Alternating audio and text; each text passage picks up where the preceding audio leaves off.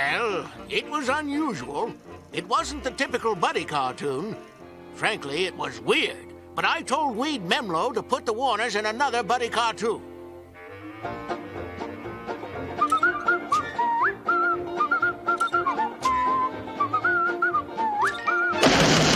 We smashed Postman Buddy! Working with the Warners was a true joy. I loved it. It's interesting that of the 3 Spielberg-produced Looney Tunes adjacent cartoons that Nickelodeon aired reruns of, Animaniacs would be the last to make it to the channel, being beaten by Pinky and the Brain by a year and by Tiny Toon Adventures by 6. I say that because of those 3 shows, I'd argue Animaniacs owes the most to Nickelodeon, is the most Nickelodeon-esque, as its existence is predicated on the chaotic, gross-out cartoon scene kicked off by the Ren and Stimpy show. It's not one-to-one, I'm not suggesting a direct influence, but a show where characters perform belching concerts, go on quests to take a piss, or make dirty jokes about fingering Prince has more in common with Spumco than Bugs Bunny. And I think today's episode perfectly demonstrates that point. An origin story for Yakko, Wacko and Dot that firmly establishes where the Warner Brothers and the Warner sister fit into the Termite Terrace pantheon. Premiering on Fox Kids on May 23, 1994, the Warner's 65th anniversary special is, aptly enough, the 65th and final episode of the Animaniacs' first season. It was written by series creator Tom Ruegger, story editor Paul Rugg, and Slappy Squirrel's voice actress Sherry Stoner, and was directed by series regular Alfred Guimeno. In parody of various television anniversary celebrations like 1990's Happy Birthday Bugs 50 Looney Years, the Warner Brothers lot is celebrating the 65th anniversary of the creation of the Animaniacs, with a big glitzy show with legally distinct not Liza Minnelli and not Bob Hope. Old dusty acts that your parents love and you can't stand, you hip 90s child. Yakko, Wacko and Dot. They're hip, they're cool, they're hot. We're then treated with a documentary that serves as an Animaniacs origin story. It's 1929, and the animation arm of Warner Brothers, good old Termite Terrace, is struggling to make their new character Buddy appealing. He's just this little guy with big eyes who sings cheerful songs, and director Weed Memlo can't stand him. So he tasks animator Lon Borax with adding more characters and spicing things up. After a long night, something in Borax snaps, and he starts drawing weird new characters. Weird little animal things with mallets. The Warners. I'm a frolicking in the outback, just as chipper as I can be. Got no cares and got no worries. Shh! We've smashed Outback Buddy! Studio head Thaddeus Plott decides to roll with it, and soon a series of Warners vs. Buddy cartoons are produced, all ending with the Warners flattening Buddy with giant mallets. Soon, it's decided that the Warners can start carrying cartoons on their own, and Buddy is let go from the studio. Don't worry, Buddy's totally fine with it. However, the Warners prove difficult to work with, struggling to follow directions, and producing bizarre, hours-long cartoons with simple, repeated gags. After a disastrous Navy-themed cartoon where Wacko plays Yankee Doodle with his armpits, Warner Brothers cancels their contract and throws out their agent.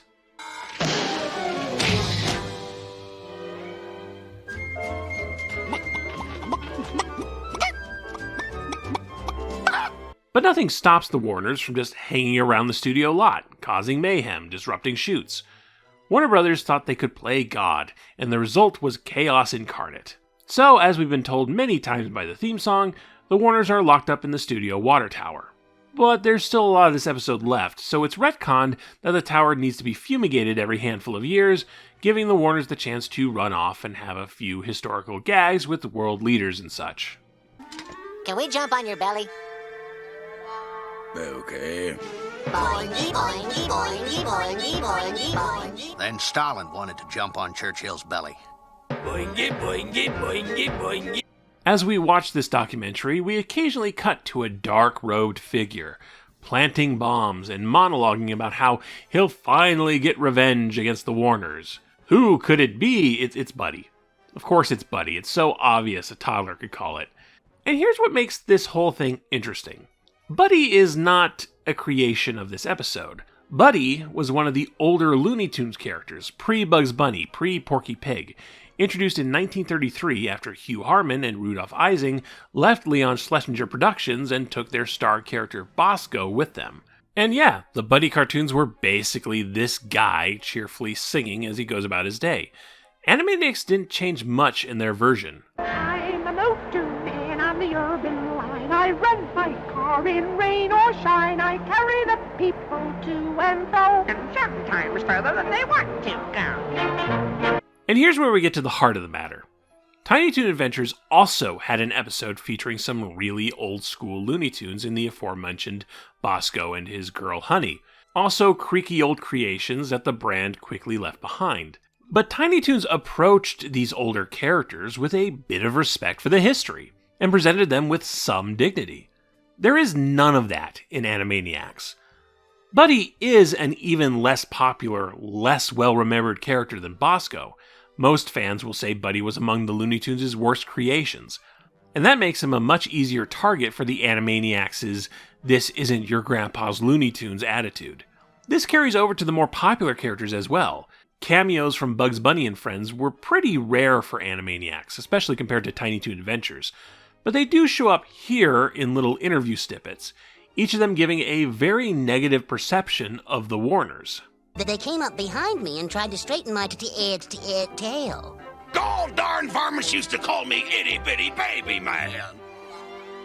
Was that nice? Tiny Toon Adventures, the pre-Ren and Stimpy cartoon show, was a love letter to those original characters. Animaniacs, the post-Ren and Stimpy cartoon show, is a big old belch in its general direction. In this context, Bugs Bunny, Daffy Duck, and Tweety Bird take the roles of fuddy-duddy authority figures that are stopping you from enjoying your bubble tape gum. Grown-ups just don't understand. And in this context, the grown-ups are Foghorn Leghorn and Yosemite Sam.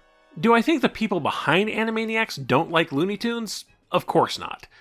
But I do think that at the very least, the Warner's element of Animaniacs was an attempt to filter the idea of the Looney Tunes through modern trends.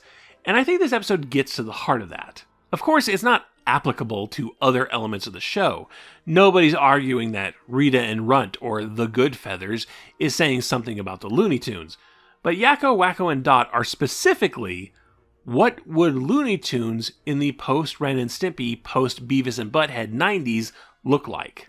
The episode ends with Buddy blown up by his own bomb, then crushed by an oversized decorative mallet, just wiped out of existence.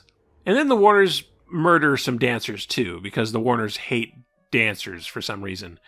The Warners' 65th anniversary special is a bit long in the tooth with its jokes.